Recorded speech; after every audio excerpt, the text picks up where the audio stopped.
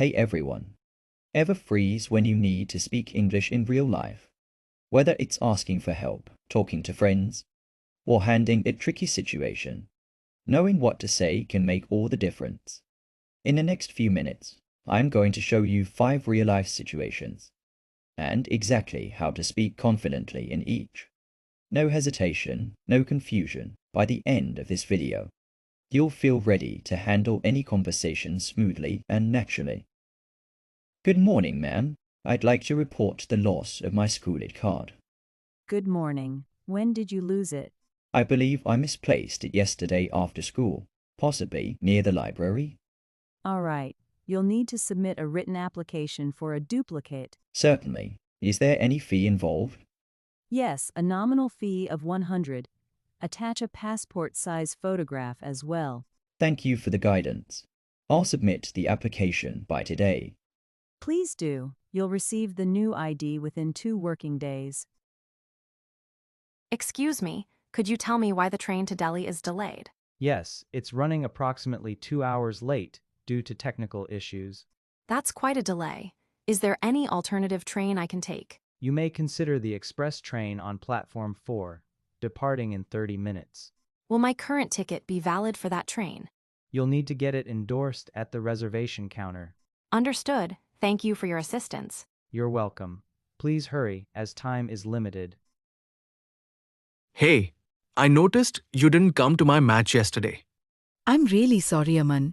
I completely forgot. It slipped my mind. It wasn't just a regular match. It was the finals. I know, and I feel terrible about it. I should have been there. I was a bit upset, honestly. I understand. Let me make it up to you. I'll be there for your next one. No excuses. All right, just don't forget this time. I promise. Tell me about your strengths.